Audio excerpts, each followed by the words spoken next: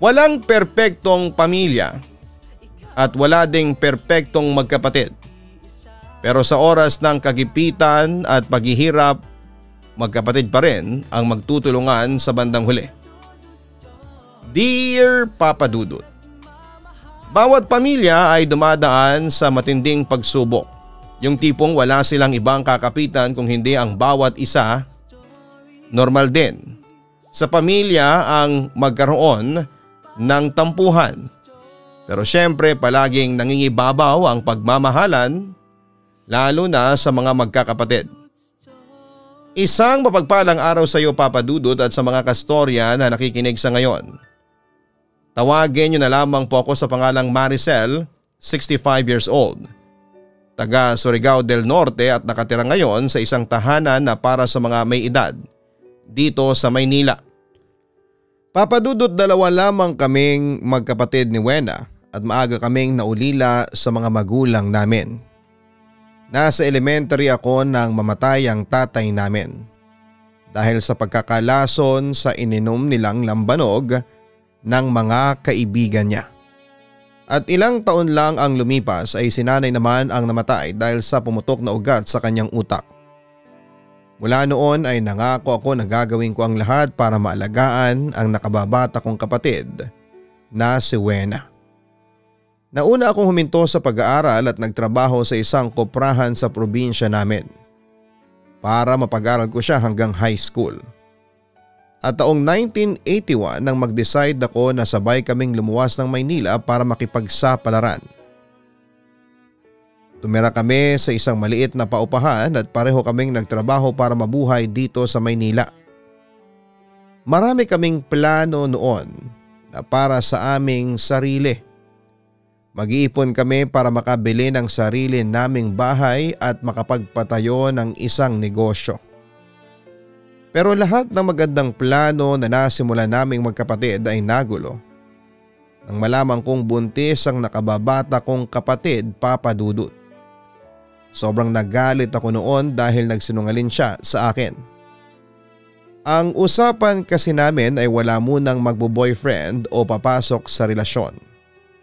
At mas lalo ako nagalit nang malaman ko kung sino ang tatay ng ipinagbubuntis niya. Si Andrew na isang tambay lang sa lugar namin at walang ibang ginawa kung hindi ang makipag-inuman sa mga barkada niya, Papa Dudut. Mabait naman si Andrew, ate, giit ng kapatid kong si Wena. Mabait? Mapapakain ka ba ng kabaitan niya? May pangsustento na ba ng anak ang mababait na tao? Wala namang permanenteng trabaho yun, hindi ba? Tapos sa kanya ka pa talaga nagpabuntis? Wena, ano ba? Ginagamit mo ba talaga ang utak mo? Galit na tanong ko sa kanya. Mahal ako ni Andrew at pananagutan naman niya ako. Umiiyak pa naturan niya. Abay dapat lang. Dahil kung hindi ay puputulan ko talaga siya. Pagbabanta ko. Ate, sorry na. Huwag ka nang magalit sa akin. Alam ko na may kasalanan talaga ako kasi nagsinungaling ako sa iyo at tinago ko ang relasyon naming dalawa. Pero mabait na tao talaga si Andrew at sana'y bigyan mo siya ng pagkakataon na mas makilala. Ate, please. Ayoko rin talaga na nagagalit ka sa akin. Sorry na. Patawarin mo na ako. Pakiusap niya sa akin dahil sa pag-iyak niya ay nahawa na rin ako, Papa Dudut. Shhh. Tama na, sige na. Hindi na ako galit. Huwag ka nang umiyak dahil baka makasama sa pinagbubuntis mo. Pagpapakalma ko sa kanya. Sorry talaga kung nasira ko ang tiwala mo sa akin, ate. Natakot lang talaga kasi ako. Natakot ako na baka hindi mo matanggap ang relasyon namin ni Andrew. Pero mabait talaga siya sa akin at handa siya na panagutan ang batang dinadala ko. Umiiyak pang wika niya. Naniniwala ko sa iyo, Wena. Hindi ka na bata at may sarili ka ng isip para gumawa ng sarili mong desisyon. Sige, para sa iyo, bibigyan ko ng chance na mas makilala si Andrew. Basta huwag na huwag ka lang niyang sasaktan, kung hindi ay ako talaga ang makakalaban niya. Paalala ko pa. Papadudot, kagaya ng hiling ni Wena ay binigyan ko ng pagkakataon na makilala si Andrew noon. Wala rin naman akong choice dahil nga magkakaanak na silang dalawa. Naging madalas ang pagdalaw niya sa bahay hanggang sa mag-decide na nga silang magpakasal. Hindi na rin ako tumutol pa kasi pareho silang nasa tamang edad na. Pagkatapos ng kasal ay doon na kina Andrew tumira ang kapatid ko. Madalas ko naman siyang dinadalaw doon at nakikita ko naman na maayos ang pakikitungo sa kanya ng asawa niya. Hindi lang ako sigurado sa mga biyanan at hipag niya na palagi na lamang nakasimangot sa akin. Nagkaroon na rin ng trabaho noon si Andrew at nagtulungan sila mag-asawa sa mga gastos sa pagbubuntis ni Wena. Nag-aabot din ako ng tulong sa kanilang mag-asawa at tama ang kapatid ko, Papa Dudut. Nang makilala ko si Andrew ay nakita ko na mabait naman siyang tao at mahal niya si Wena. At kahit papaano ay naging masaya na rin ako para sa kanya. Kaya nga lang, Papa Dudut, nakunan si Wena sa ika-7 buwan ng pagbubuntis niya. At ang masakit pa ay 2 buwan lang pagkatapos niyang makunan ay si Andrew naman ang nawala sa kanya. Naaksidente kasi ito sa pinagtatrabahuhan nito. Nahulog si Andrew mula sa ika-4 na palapag ng gusali kung saan ito nagtatrabaho bilang tagalinis. Awang-awa po talaga ako sa kapatid ko na mga oras na yon, Papa Dudut. Nakita ko kung paano siya halos mahimatay dahil sa sakit na nararamdaman niya. Kung pwede nga lang talaga sana nakunin ko na ang sakit na yon para hindi na siya maghirap pa. Kaya lang, Papa Dudut, ang pwede ko lang gawin noon ay yakapin siya nang maiparamdam ko na nasa tabi lamang niya ako. Hanggang isang araw ay dumating na lamang siya sa bahay na may dala ng mga gamit. Ang akala ko nung una ay paninda lamang niya yon. At doon ko lang napansin na may mali na pala sa itsura niya. Masyado siyang nangangayayat at nagmukhang stress talaga. Ano, Wena? Sabihin mo sa akin ang totoo. Sinasaktan ka ba ng biyanan at mga hipag mo? Tanong ko sa kanya. Oo, ate. Eto nga mga pasako sa balikat. Yung biyanan ko kasing babae sa kahipag ko ay mabigat ang kamay. Mula nang makunan ako at hindi na ako nakakapagtrabaho ay palagi nila akong hinahagisan ng kung ano-anong mabibigat na bagay. Hindi ko na nga lang yun sinusumbong kay Andrew dati. Dahil ayoko magkagulo sila ng pamilya ng dahil lang sa akin. Pero kasi ate, mula nang mamatay ang asawa ko ay halos araw-araw nila akong minumura at sinasaktan. Umiiyak na pagsusumbong ng kapatid ko. Napakawalang iya pala talaga ng mga taong yon. Ipapabarangay ko talaga sila. Ipapakulong ko silang lahat. Pagbabanta ko. Wag na ate. Ayoko ng gulo. Kaya nga umalis na lamang ako sa bahay nila dahil gusto ko na lang na matahimik ang mga buhay namin. Ate, ayos lang naman na dito ulit ako sa inyo, hindi ba? Okay lang na magkasama ulit tayo. Umiiyak na tanong niya. Oo naman, syempre. Kapatid kita kaya paulit-ulit kitang tatanggapin dito. Huwag kang mag-alala, magtutulungan tayo ulit. Magiging maayos din ulit ang buhay mo. Akong bahala sa iyo, Wena. Pangako ko sa kanya. Papa Dudut, gusto ko talagang sugurin ang bahay ng biyanan at hipag ni Wena at awayin silang lahat. Gusto ko rin silang ipabarangay dahil sa ginawa nilang pananakit sa kapatid ko. Pero pumayag na lamang ako sa gusto ni Wena na mangyari na manahimik na lamang kami. Pare-pareho. Ayaw niya raw kasing mawala ang natitirang maliit na respeto niya sa pamilya ng namayapa niyang asawa. Kaya nga raw nag-decide na lamang siya na lumayo sa mga ito para hindi na sila magkaaway-away pa o matigil na ang gulo sa kanilang lahat. Muli nga kaming nagsama ni Wena sa inuupahan kong bahay, Papa Dudut. Bumalik na rin siya sa pagtatrabaho at nagtulungan kami sa lahat ng mga gastusin. Hindi nagtagal ay nakita ko na bumalik na rin ang sigla niya na labis kong kinatuwa. Pakiramdam ko kasi noon, Papa Dudut, kahit papaano ay nagagampanan ko ang responsibilidad ko bilang ate sa nag-iisa at nakababata kong kapatid na si Wena. Papa Dudut, mabilis na lumipas ang maraming taon sa aming magkapatid. Hindi na ako nakapag-asawa at ganon din si Wena. Tumanda kami na dalawa na lamang na magkasama at nagtutulungan sa buhay. Kaya naman mas lalo naming minahal ang isa't isa. Doon nasukat ang katatagan namin bilang magkapatid at marami rin kasi kaming pagsubok na pinagdaanan noon. Nabaon kami sa utang pero nakahon din naman. Binagyo kami at binaha sa loob ng bahay pero nakasurvive pa rin kami. Minsan na rin nagkasakit ng malubha si Wena pero gumaling din naman siya. At marami pa na kung ano-anong mga pagsubok ang dumating sa amin noon na pilit naming magkasama na nilampasan. Pakiramdam ko talaga noon, Papa Dudut, mas humihirap ang buhay sa pagdaan ng mga araw sa aming magkapatid. Lalo na nga at tumanda kami na wala nang ibang inaasahan kung hindi ang bawat isa na lamang. Wala kaming asawa, anak o ibang kamag-anak dito sa Maynila na pwedeng hingan ng tulong. Kaya kailangan talaga naming magpakatatag. Papa Dudut, nang sumapit na kaming magkapatid sa edad na senior, akala ko ay titigilan na kami ng mga pagsubok dahil matanda na nga kami pareho ni Wena. Pero hindi pa rin pala dahil isang hapon na kakauwi ko lang sa bahay namin ay may bigla na lamang kumatok sa pintuan. Kapitbahay pala namin, Papa Dudut, at sinabi niya sa akin na naaksidente si Wena at nahulog sa tulay ang sinasakyan niyang tricycle. Kagad akong sinamahan ang kapitbahay namin papunta sa ospital kung nasaan ang kapatid ko. At habang nasa biyahe kami ay walang tigil ang pag-iyak ko at pagdarasal na sana'y walang anumang nangyaring masama kay Wena. At kung sakali man na hindi na talaga nailigtas ang buhay niya, sana ay mawala na lamang din ako sa mundong ito dahil hindi ko nakakayanin pang mabuhay nang hindi siya kasama, Papa Dudut. Nang makarating ako sa ospital ay sinalubong ako ni Albert at isa sa barangay tanod sa lugar namin at naghatid kay Wena sa ospital. Sinabi niya na inatake raw sa puso ang driver ng tricycle na sinasakyan ng kapatid ko, kaya ito na aksidente. At nang lumabas ang doktor na gumagamot kay Wena ay medyo nakahinga ako ng maluwag nang sabihin niya na wala na sa panganib ang buhay ng kapatid ko. Ligtas na po ang buhay ng kapatid ninyo pero may bali po na nangyari sa likuran niya.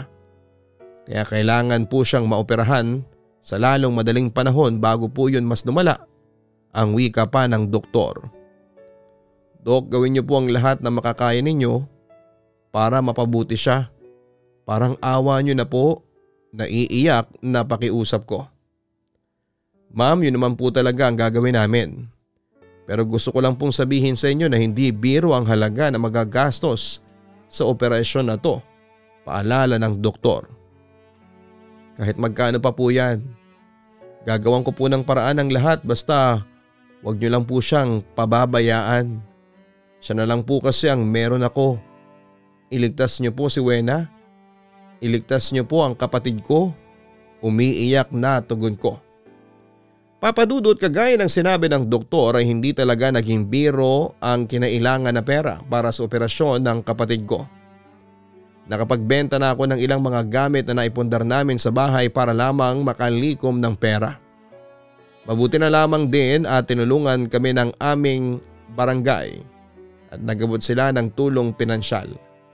Wala na rin kasi kaming tulong na nakuha mula sa tricycle driver dahil pumanaw na rin siya ng linggo na yon. Kaya laking pasasalamat ko talaga na kahit kinailangang maoperahan si Wena ay nagawa namang mailigtas ang buhay niya mula sa panganib. Nang makalabas ng ospital si Wena ay hindi pa doon natapos sa mga gastusin namin, Papa Dudut. Dahil kailangan ko ring bilhin noon ang mga gamot niya na hindi rin biro ang halaga. Hindi na ako nakakapasok noon sa trabaho ko bilang bantay sa tindahan ng mga sapatos kaya nahirapan na akong kumita ng pera. Naibenta na rin namin ang natitira pang gamit sa bahay at ilang buwan na ring nadidelay ang bayad namin sa upa. Nagpatong-patong na ang mga bayarin at utang namin pero malaki pa rin ang pasasalamat ko dahil nagsisimula na noong maging mabuti ang kalagayan ng kapatid ko. Kaya lang ay may mga tao na hindi marunong magbigay ng kanilang pangunawa dahil nagsimula na kaming gipitin noon ang may-ari ng tinitirhan naming bahay na si Terry. Magandang umaga sa iyo, Terry. Ang bati ko nang mapagbuksan ko siya ng pinto sa bahay.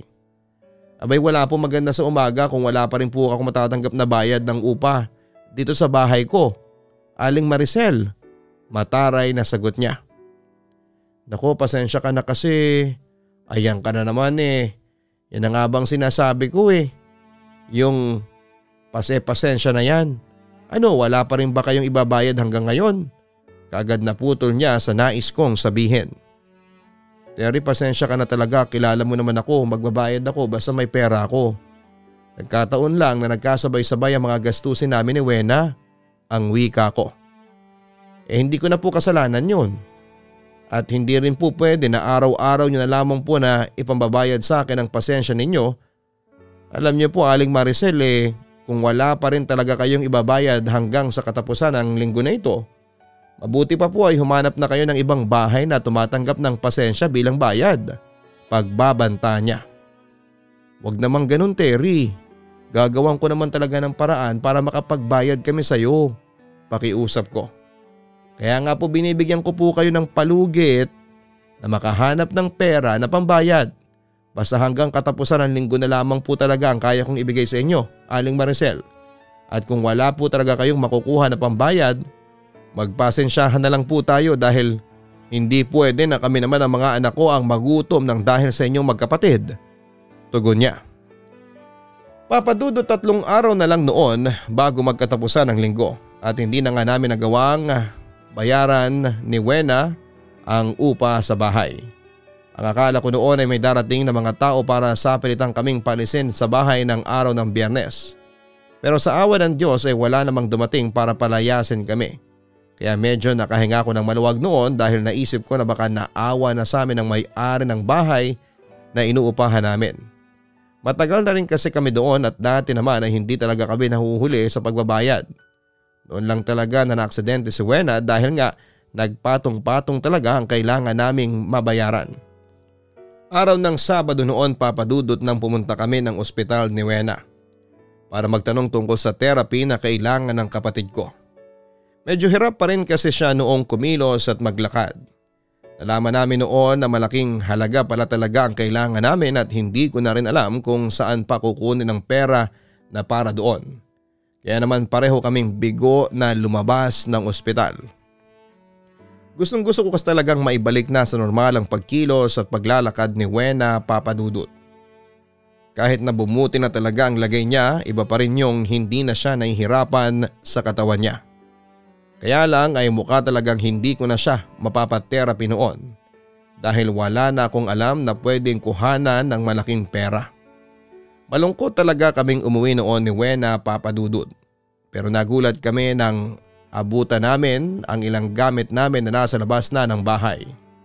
Ang masama pa doon ay nakakadena na ang pinto ng gate ng bahay ng inuupahan namin.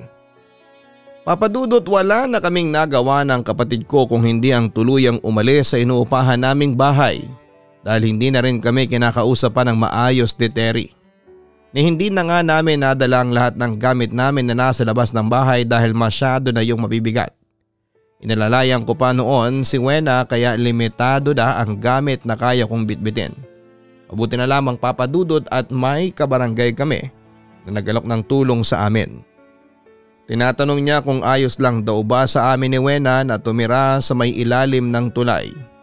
Dahil may mga ibang gamit doon na pwedeng gawing barong-barong sa bahay.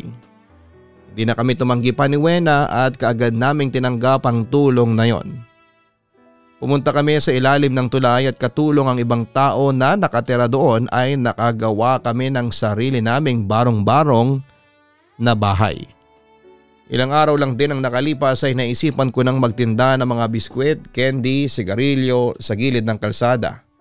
Mabuti na lang at may kaunti pa akong pera noon na ginamit kong puhunan. Kailangan ko kasi magtrabaho para sa aming magkapatid. Kailangan kong magbanat ng makunat ko ng buto para mabuhay kami ni Wena. Kaya lang ay panibagong pagsubok ang dumating noon sa buhay namin nang biglang bagyuhin ang aming lugar. Nagsimula na ring tumaas noon ang tubig sa ilog at mabuti na lamang dumating ang barangay tanod na si Albert para tulungan kami. Kaagad ako nakiusap sa kanya na unahin niyang alalayan at buhatin si Wena pataas ng tulay. Bakit naman naging ganito ang daan pataas ng tulay? Napakadulas ng mga bato at halos wala na akong makita. Wika ko habang pilit akong sumusunod kay Albert. Nanay Maricel, ang mabuti pa po ay kumapit kayo dito sa braso ko para hindi kayo masyadong mahirapan, ang sabi naman ni Albert habang buhat ang kapatid kong si Wena. Mauna ka na Albert, mauna na kayo ni Wena. Susunod na lamang ako sa inyo kaya ako namang maglakad mag-isa, tugon ko. Pero ate, kailangan na sabay-sabay tayong umalis dito, ang sabi naman ni Wena. Baka kasi mahirapan pa si Albert na akayin ako habang buhat ka niya. Kaya sige na Albert, mauna ka nang umakyat sa itaas at susunod na lamang kami sa iyo, ang sabi ko. Sumang-ayon naman si Albert at sinabing babalikan ako. Kaya lang sa kalagitnaan ng paglalakad ko ng mag-isa ay bigla na lamang nanikip ang dibdib ko at nahirapan na akong huminga dahil sa lakas ng hangin at ulan. Papadudot, nagsimula na akong mahilo sa gitna ng malakas na ulan at hangin habang sinusubukan kong umakyat paalis sa ilalim ng tulay. Naninikip na rin ang dibdib ko noon at nanlalabo na ang aking paningin. Saglit akong huminga ng malalim bago pilit pa ring umakyat kahit na hindi ko na talaga makita ang daan na tinataha ko.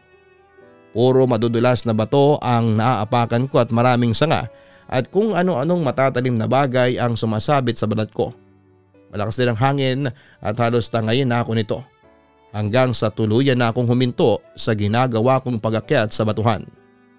Wala na akong makita na kahit na ano noon at nahihirapan na rin talaga akong huminga. Napaupo na lamang ako habang sapo-sapo ko ang naninikip kong dibdib. Pakiramdam ko talaga noon ay mamamatay na ako, papadudot. Pero umiiyak pa rin ako at nananalangin noon na sana ay huwag muna. Dahil gusto kong masigurado muna na nagawang iligtas ni Albert ang kapatid kong si Wena bago ako tuluyang mamaalam sa mundong ito. Nang magising ako ay umiiyak na mukha ni Wena ang sumalubong sa akin. Labis daw siyang nag-alala nang makita niya akong buhat ni Albert at wala nang malay. Akala niya ay tuluyang ko na siyang iniwanan noon sa mundong ito. Nagdasal ako noon sa Diyos, Wena. Nakiusap ako na bigyan niya pa ako ng oras na makita at makasama ka. Gusto ko kasing masigurado na ligtas ka at pinakinggan niya ang dasal ko. Pareho niya tayong nailigtas, ang wika ko. Ate, salamat talaga ha. Hanggang sa huli ay ako pa rin ang iniisip mo. Kaligtasan ko pa rin ang ipinagdarasal mo, ate. Ate, hindi ko na alam kung paano ako magpapasalamat sa iyo. Hindi ko na alam kung paano ko pa susuklian ang lahat ng ginawa mo para sa akin. Umiiyak na sabi ng kapatid ko. Wala kang dapat na gawin na kahit na ano, Wena. Kapatid kita kaya po protektahan at gagawin ko talaga ang lahat para lamang mapabuti ka. Tugon ko sa kanya. Salamat talaga, ate. Mula sa mga bata pa tayo hanggang ngayon na matanda na tayo, nandito ka pa rin para sa akin. Hindi ka pa rin nagbabago at ang pagmamahal mo sa akin, pag-iyak ni Wena. Sa Diyos tayo dapat magpasalamat dahil hindi niya tayo pinaghiwalay na magkapatid hanggang ngayon na matanda na tayo. Basta ito ang tatandaan mo, Wena, ha. Hanggat nabubuhay ako sa mundong ito ay hindi ako mapapagod na maging ate at kapatid mo. Mapaghiwalay man tayo ng kamatayan, habang buhay naman ang pagmamahalan nating magkapatid para sa isa't isa. Tugon ko sa kanya. Papadudot, lahat naman tayo ay dumadaan talaga sa matitinding pagsubok ng buhay. Kahit mayaman o mahirap ka pa ay meron at meron pa ring pagsubok ang darating sa buhay mo. At laking pasasalamat ko talaga sa Diyos na lahat ng pagsubok na dumating sa buhay naming magkapatid ay nalampasan namin ni Wena. Akala ko talaga noon ay mawawala na ang isa sa amin, pero sadyang mabait ang Diyos at binigyan pa niya kami ng mas mahabang buhay para magkasama, papadudot. Hindi lahat ng taong nakapaligid sa amin ay may mabuting puso. Lalo na nga at matanda na kami at wala nang pakinabang sa kanila. Pero may natitira pa rin talaga na mabait at gustong tumulong sa aming magkapatid. Isa na nga doon ay si Albert, naging malapit na kaibigan namin ni Wena, ang mama niya noon. Kami ang madalas nilang lapitan noon at hinga ng tulong sa tuwing sila ay nagigipit. At nang mamatay nga ang mama ni Albert ay tumulong din kami sa mga gastos sa pampalibing dito. Kaya ganoon na lamang ang pagbalik ng tulong sa amin ni Albert hanggang sa abot ng kanyang makakaya. Sinagot niya ang lahat ng gastusin sa ospital sa tulong na rin ng pera mula sa aming mga kabarangay. At nang makalabas na kami ng ospital ni Wena ay muli kaming tinulungan ni Albert na makahanap ng maayos na matitirhan. Hanggang sa tumira na nga kami sa home of the aged kasama ng mga taong totoong nagmamalasakit sa amin. Marami rin kaming kasamang matanda doon na may iba't ibang kwento ng buhay. May malungkot at may masayang kwento. Meron din sa kanila na gustong mabuhay na matagal at meron din na gusto nang mamatay dahil pakaramdam nila ay wala nang nagmamahal sa kanila. Palagi ko naman silang kinakausap, Papa Dudut, lalo na yung matatanda na gusto nang sumuko sa buhay. Sinasabi ko na hindi totoong walang nagmamahal sa kanila dahil palagi nandyan ang Diyos para sa ating lahat. Sa kabila kasi ng pagsubok na dumating sa buhay natin kahit kailan ay hindi tumigil ang Diyos na tulungan tayong bumangon at iparamdam sa atin ang kanyang pagmamahal. Aaminin ko, Papa Dudut, na may oras din naman noon na halos sumuko na ako sa buhay ko. Hindi naman ako palaging malakas at palaban pero siguro ay paraan na rin ng Diyos na panatilihin kaming magkasama ng kapatid ko para bigyan ako ng dahilan na maging matatag. Oo, hindi kami nakakaangat sa buhay ngayon at mas lalong hindi kami mayaman. Pero ang pinakamahalaga naman doon ay pinapanatili niyang malakas ang aming katawan ni Wena. 3 taon na rin ang nakakalipas mula ng pagdaanan namin ang mga pagsubok sa kwento kong ito. At nananatili kaming malakas ng kapatid ko at masayang magkasama. At habang nabubuhay ang kapatid ko ay nangangako ako na magiging malakas para sa sarili ko at para sa kanya. Salamat, Papa Dudut, sa pagbabasa ng sulat ko at makakaasa kayo na palagi kang kasama at ang iyong YouTube channel sa lahat ng panalangin ko. Na sana ay masumaba pa ang iyong buhay para mas marami din kayong kastorya na mabigyan ng inspirasyon na lumaban at magpakatatag sa buhay.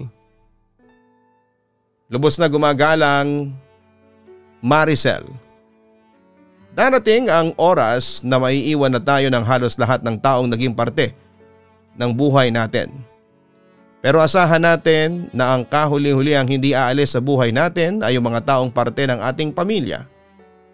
Salamat sa ating letter sender na si Nanay Maricel sa pagbabahagi ng kanyang nakakaiyak at sobrang nakaka-inspire na kwento ng buhay. Umahanga ako sa kanyang katatagan bilang isang ate at kapatid. Hanggang sa pagtanda nila ay wala pa ring nagbabago sa pagmamahal niya para kay Nanay Wena. Sana lahat ng kapatid, ate, kuya, nanay o tatay ay maging kagaya mo, Nanay Maricel. Yung gagawin ng lahat para sa kanyang mahal sa buhay. Hindi kasi biro ang pinagdaanan ninyong magkapatid. Pero lahat yon ay kinaya ninyong malampasan. Kinaya ninyo ang lahat dahil na rin sa inyong pananampalataya sa Poong May Kapal. Isa kang inspirasyon para sa lahat ng matatandang halos sumuko na sa buhay. Hanggang sa muli, ako po ang inyong si Papa Dudut. Huwag kalimutan na mag-like, share and subscribe. Maraming salamat po sa inyong lahat. Ang buhay ay mahiwaga, laging may lungkot at saya.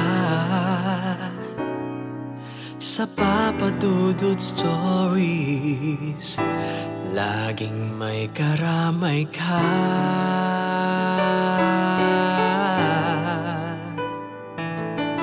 Mga problemang kay bigat, dito ay pakikinggan ka.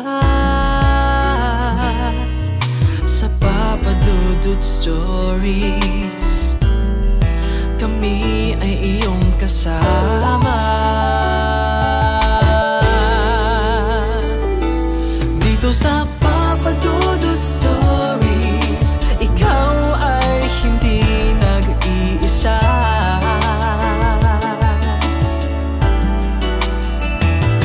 Dito sa Papa Dudut Stories, may nagmamahal sa'yo.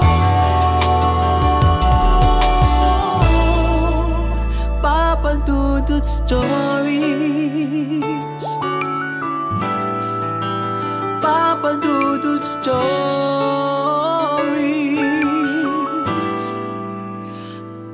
Papa Dudut Stories.